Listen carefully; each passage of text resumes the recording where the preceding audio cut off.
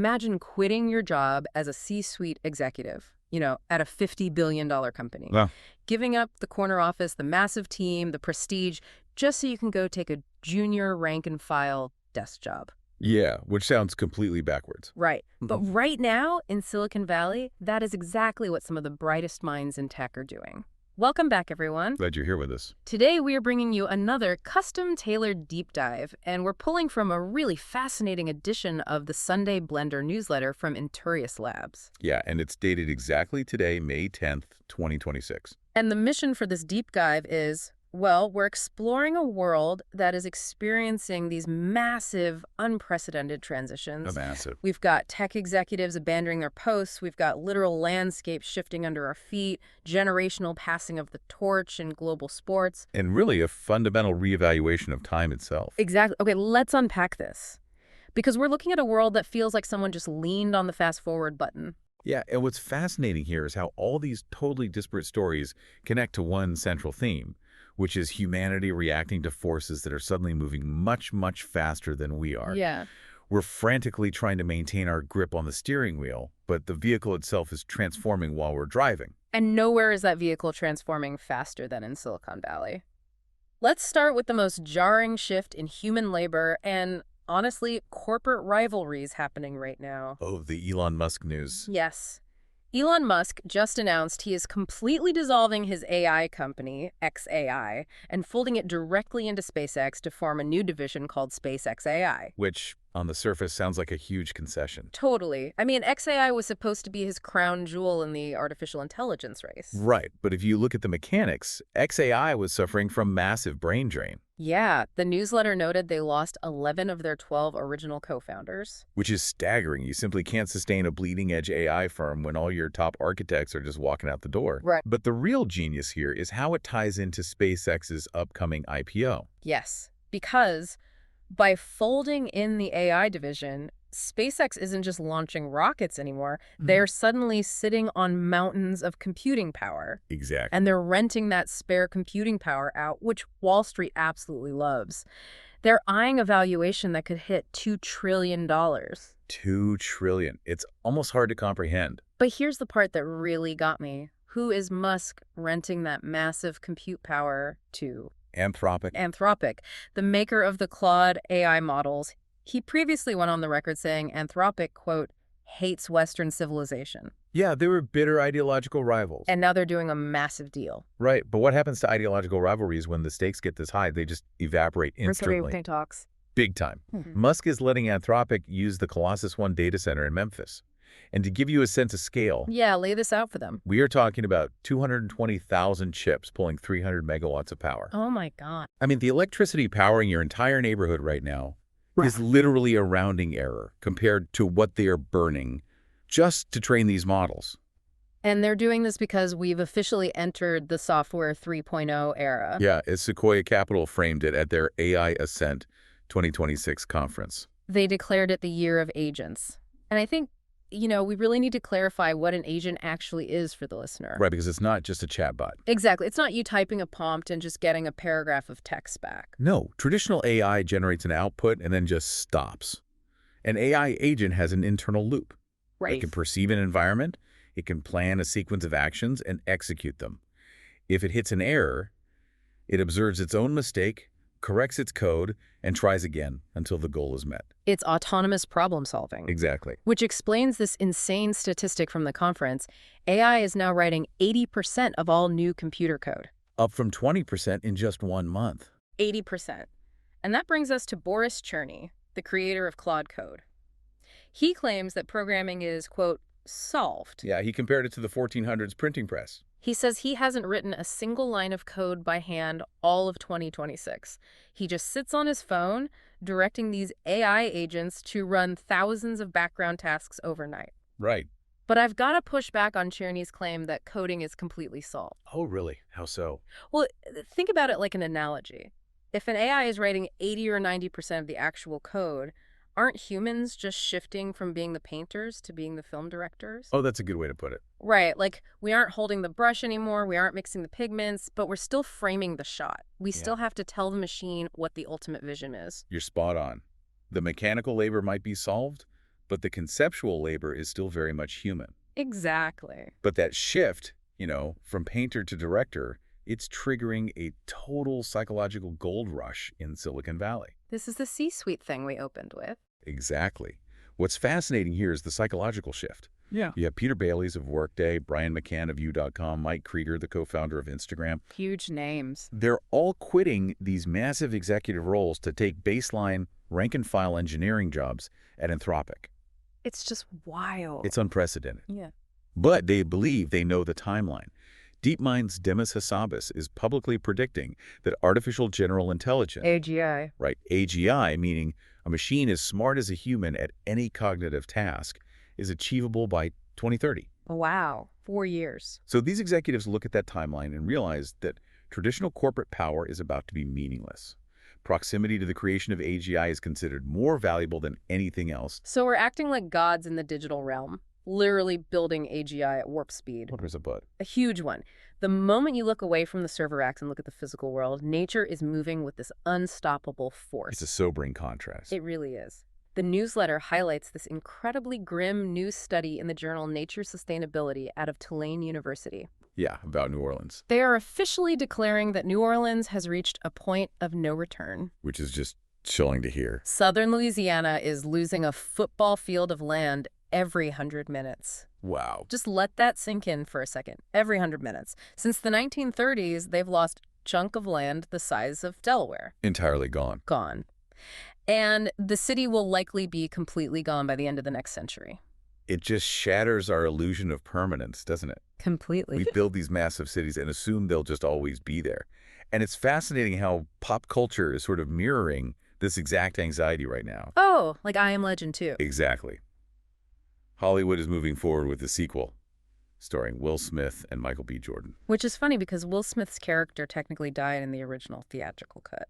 Right. They're using the alternate DVD ending where he survives just to make it work. Naturally. But the premise explores a world decades later where Yeah. nature has completely reclaimed New York City. Like vines covering skyscrapers. Exactly. It's asking the exact same question the Tulane study is forcing on New Orleans.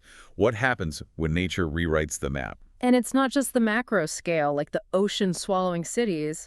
It's microscopic, too. You're talking about the cruise ship crisis. Yeah, the MV Hondius, they had a rare outbreak of hantavirus. Right. But the crucial detail is that it's the Andes strain.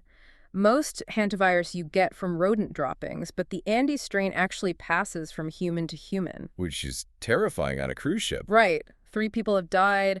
The ship was stranded off West Africa before finally docking in the Canary Islands today. Now, the WHO is assuring everyone this is low risk globally. It's not a new COVID. Right. Thank goodness. But if we connect this to the bigger picture, whether it's a microscopic virus on a ship or the vastness of unexplained phenomena in space, humanity is constantly reminded of our vulnerability. Speaking of unexplained phenomena in space, the newsletter touches on the Pentagon's new Peer-Sue website. Yes, the UAP files. They just declassified 162 UAP files. And there's this photo from the Apollo 17 mission in 1972 showing 3 dots in a triangular formation. Above the lunar surface. Yes. And transcripts of Buzz Aldrin on Apollo 11 describing little flashes inside the cabin. It's incredible. It is, but honestly, it's also incredibly ironic. How so? Think about it. We have the technology to spot little flashes from a lunar module in the 1970s, right? Yeah. Yet we are fundamentally helpless to stop the ocean from swallowing New Orleans today. We are not entirely in control of our environment, no matter how advanced our tech gets. Exactly. So when humans face these existential, totally uncontrollable forces like nature and AGI, what do? We look for distractions. We seek out arenas where the rules are clear and controlled, like sports and financial markets. Yeah. We want the comfort of a defined game.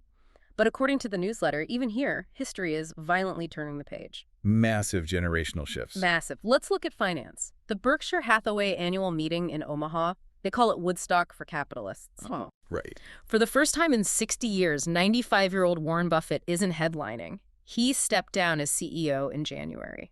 His legacy is just, it's unbelievable. taking a $100 investment in 1965 to over $5.5 million today. A 19.9% annual return versus the S&P's 10.4%. Incredible. But he's passing the torch, and we're seeing this same passing of the torch in the business of global sports. Yeah, the 2026 World Cup is a perfect example. It starts June 11th here in North America. Right, but China might face a total TV blackout. Which is wild. Walk us through the numbers there. Well, FIFA wants $250 to $300 million for the broadcast rights. Okay. But China Media Group's budget is only $60 to $80 million. That is a massive gap. It is. The old model was just paying whatever FIFA asks, right? But that's breaking down against harsh realities. Like what? Well, the time zones are brutal for Beijing viewers this time around. Plus, China didn't even qualify for the tournament. Oh. Yeah, yet Chinese sponsors still poured $500 million into it. But the TV deal is completely stalled. Past success just doesn't guarantee future compliance anymore. Here's where it gets really interesting. You zoom in from the business side to the actual athletes, and you see this violent changing of the guard everywhere. Oh, absolutely. Look at basketball. 41-year-old LeBron James and the Lakers are down 0-2 to OKC. Struggling. Really struggling. Meanwhile, 22-year-old 7'4" Victor Wembanyama is just dominating for the Spurs. Dominating. And it's not just basketball. Right. Tennis. 24-year-old Jannik Sinner just won the Madrid Open, becoming the first male to win 5 Masters 1000s in a row. Unbelievable. Smicker, too. Yeah. 22-year-old Wu Yai's won the world championship. Second youngest ever. Table tennis. China's women swept to the finals of the Centenary ITTF World Team Championships in London. And then there's football. Soccer? Yes. Arsenal is 2 points ahead of Man City. They are on the verge of their first Premier League title in 22 years. Since the Invincibles. And they're playing PSG in the Champions League final on May 30 for a historic European double under Mikel Arteta. So much transition. It really poses the question, are we witnessing the final days of the old guard or just the messy birth of a new one? Probably a bit of both. And, managing these massive shifts from AGI to the end of sports eras, it really comes down to how we perceive time. Time, yeah. And nothing captures our strange relationship with time quite like art and culture. That is so true. The newsletter had some amazing cultural touchstones for exactly today, May 10th. Like the Rolling Stones anniversary. Yes. Today is the exact anniversary of the Rolling Stones recording their first single in 1963. Come on, right. Exactly.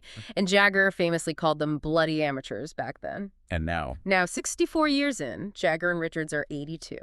They finally had to scrap a 2026 tour because of Richards' arthritis. But 64 years. That is stretching time. Right. And speaking of stretching time, the 2026 Pulitzers were just announced. Daniel Kraus won fiction for Angel Down. The entire novel is written as one long sentence. Wow. Literally stretching time into a single grammatical breath. And Jill Lepore won history for We the People. Amanda Vale won for biography. Yoon Lee for memoir. Juliana Spar for poetry. Amazing works. Yeah. But the piece of art that really stood out in the newsletter was Salvador Dali's The Persistence of Memory. The melting clocks. Right. Painted in 1931, the famous melting clocks draped over the branches. Inspired by camembert cheese melting in the sun, which is just classic Dali. It is. And it's surprisingly small, by the way. About the size of a piece of paper. Oh, I loved the humor comic they put next to it in the newsletter. The museum patron. Yeah. The patron asks to take a picture, and then instead of using a camera, literally just takes the physical painting off the wall and walks away. A funny contrast to Dali's surrealism, but they follow that up with a grounding exercise in pure logic. Oh, the geometry puzzle. Yeah, they present this puzzle. A rectangle made of 6 squares, and the center square area is 4. Which means its sides are 2 by 2. Exactly. And from that, using pure logic, you can solve the whole thing. Right. It contrasts so beautifully with Dali's melting reality. It grounds you. Exactly. But, when it comes down to it, time is really about human connection. Today is Mother's Day. Yes, it is. Happy Mother's Day to all out there. $38 billion spent.